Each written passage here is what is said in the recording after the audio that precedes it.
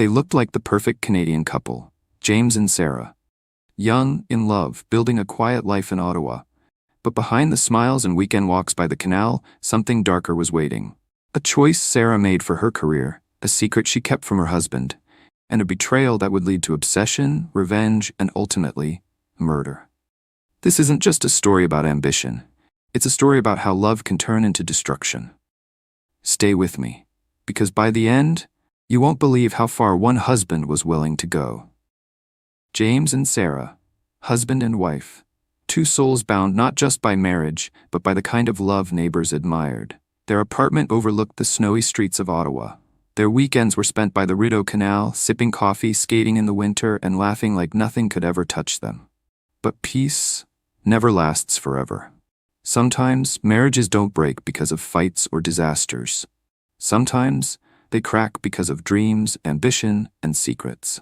Sarah had studied business before her wedding, and while she adored James, she longed for more: a career, independence, maybe even her own company one day.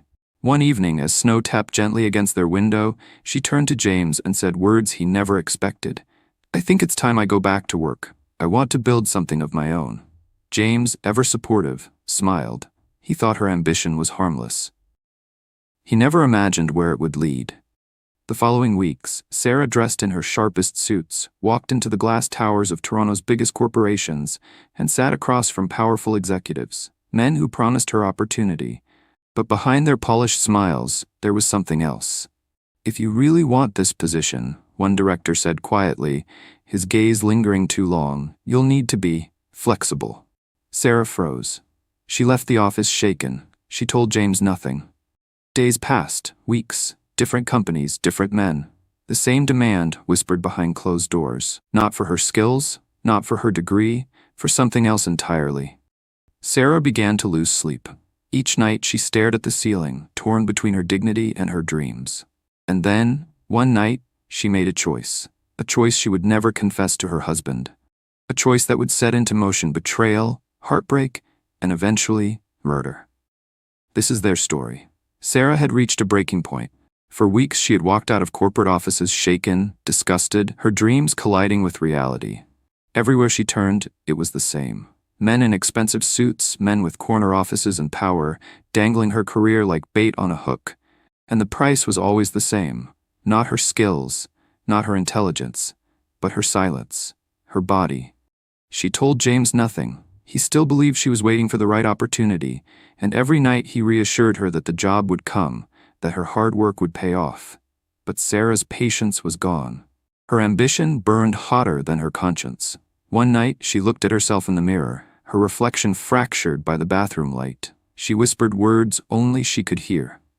"This is just once, just one compromise. After this, I'll be free." A week later, she walked into the office of a powerful production company in downtown Toronto. Its director, Richard Harlow, was a man in his 50s with silver hair and the kind of confidence that came from decades of unchecked authority. He had already made his offer clear in their last meeting, and this time, Sarah didn't walk away. That night, her future was sealed. By morning, she was hired, production manager, the position she had dreamed of.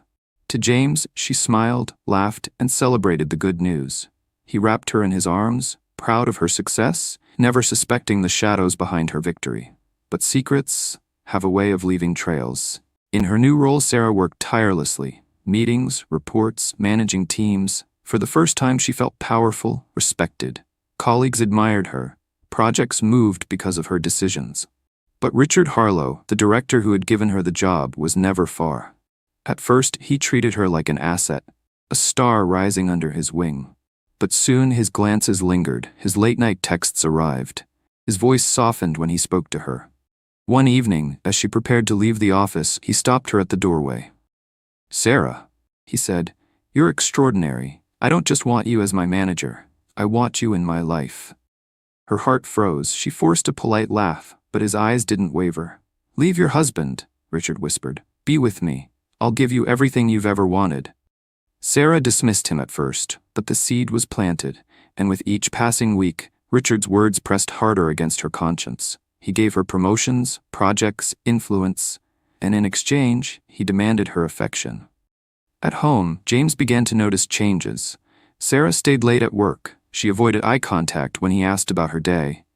The warmth between them was thinning, replaced by silences heavy enough to fill the room. One night, as James waited for her with dinner growing cold on the table, he whispered to himself, "Something's wrong. She's hiding something."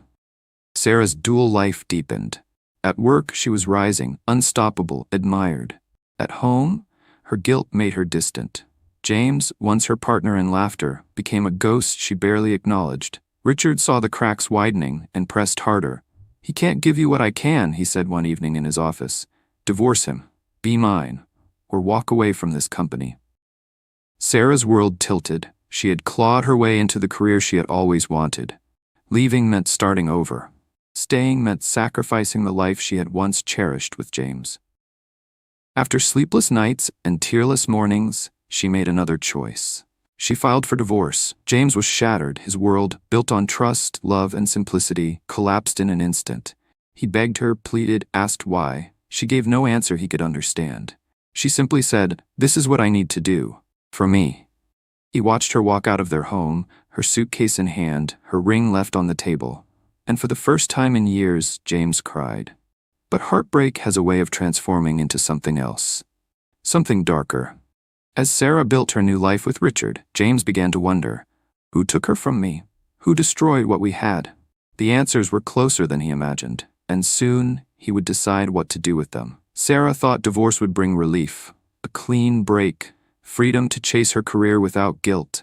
But freedom doesn't erase consequences. It only reshapes them. With Richard Harlow by her side, Sarah rose quickly. She wasn't just a production manager now. She was his closest advisor, his favorite face at meetings, the woman colleagues whispered about in hallways.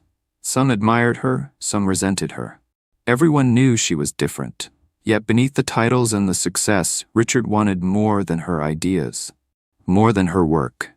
He wanted Sarah herself. Late-night strategy sessions turned into dinners. Dinners turned into nights spent in his penthouse overlooking the Toronto skyline. And what had begun as compromise slowly turned into something that looked like an affair. But Sarah knew better. This wasn't love. This was dependency. She was caught between ambition and affection, between her future and her past, and the one thing she avoided most was thinking about James. James, meanwhile, was unraveling. The apartment they once shared felt haunted. Her laughter lingered in the walls. Her perfume clung to the curtains. He would set 2 plates at the table out of habit, only to stare at the empty chair across from him. His colleagues noticed his silence. His friends urged him to move on. But James couldn't. His mind replayed the divorce over and over, the unanswered why gnawing at him until it became unbearable. One evening, he sat alone in a cafe, staring out at the snowy streets. That's when he overheard 2 men talking at the next table. "You know Sarah, right? The new manager at Harlow Productions?" one of them said. "Yeah, word is she's more than just the manager. Richard practically worships her." James froze. His chest tightened. The puzzle pieces slammed together in his mind. Sarah hadn't left him for herself. She had left him for another man. Rage, sharper than grief, surged through him. That night, James began to watch. He followed Sarah's routine. When she left work, where she ate, which streets she walked down. He saw her step into Richard's car. He saw her laugh in ways she hadn't laughed with him in months. And each time, the knife of betrayal cut deeper. Sarah, oblivious, continued her double life. In the office, she was the ambitious manager. At Richard's side, she was the woman he demanded. At home, well, she had no home anymore, just a condo filled with expensive furniture, but little warmth. Sometimes in the quiet moments she thought of James, his steady hands, his quiet love, the home they had built. But she would shake her head and remind herself, this is the price of success. This is who I am now. Richard, however, was not satisfied. His obsession grew. He no longer cared about discretion. He wanted Sarah not just as a partner in business, but as his wife. One evening, he poured her a glass of wine and said it outright. Divorce was the first step. Now it's time for the next. Marry me, Sarah. She hesitated, her hand trembling on the glass. Marriage had already destroyed one life. Was she ready to bind herself again, this time to a man who had started as her manipulator? Richard leaned closer, his voice cold. If you can't commit, then leave. Leave the company, leave everything we've built together. Sarah's heart raced. Her career, her reputation, her future, all tied to this man. She nodded slowly, whispering, "I'll think about it." But deep down, she knew the truth. She was trapped. James, meanwhile, was slipping further into darkness. He no longer saw Sarah as the woman he loved. He saw her as a stranger who had betrayed him, torn his life apart, and humiliated him in front of the world. His grief began to twist into something else, a plan. He studied every detail of her life. Her workplace entrances, her late-night walks, even the security cameras outside her condo. He filled notebooks with observations. To his friends, he pretended to be healing. But in secret, he was sharpening his pain into purpose. James whispered to himself in the mirror one night, "If she ruined me for her career, then I'll take away the career. I'll take away everything." His reflection stared back at him, hollow, unrecognizable. The man who once laughed with Sarah by the canal was gone. What remained was vengeance. Sarah, caught in Richard's grip, sensed the storm without knowing its form. She noticed James's lingering gaze on the street one evening. She felt eyes on her back when she walked home. She told herself it was just paranoia. But paranoia has roots in reality, and reality was closing in. Sarah once believed ambition would set her free. Instead, it had built her a prison. Richard Harlow, her mentor, her boss, her lover, was no longer asking. He was demanding. "Marry me or leave everything we've built," he said. His words struck like chains. Every promotion, every step she had taken in the company, all tied to him. Sarah stared at him across the table in his glass-walled office. Outside, the Toronto skyline glowed with opportunity, but she felt none of it. She forced a smile, whispered, "I'll think about it." But inside, fear gnawed at her. At home in her condo, she sat in silence, staring at her divorce papers still lying on the counter. She whispered into the empty air, "James, what have I done to us?" But James wasn't there to answer. He was somewhere else, sinking deeper into shadows. James's grief had twisted into obsession. He followed her, unseen. He memorized her schedules, her routines, her habits. His notebooks were no longer about mourning. They were about planning. Every night, he whispered the same words like a prayer. "She left me for her career. Then I'll end both." His friends no longer recognized him. His colleagues said he had grown quiet, cold. To them, he was a man healing in silence. But behind closed doors, James was constructing something darker. He studied crime documentaries, read about disappearances, memorized the mistakes of others so he wouldn't repeat them. He didn't want an accident. He didn't want suspicion. He wanted justice, his version of it. And he wanted escape. Meanwhile, Sarah's world was unraveling. At work, whispers spread. Some said she was Harlow's chosen one. Others said she was his weakness. Every meeting, every glance from colleagues carried judgment. She drowned herself in projects to keep her mind from wandering. At night, Richard pressed harder. He slipped diamond jewelry into her hands, kissed her with ownership, whispered promises of a future that felt more like a threat. One evening, he asked her again, "When will you give me your answer?"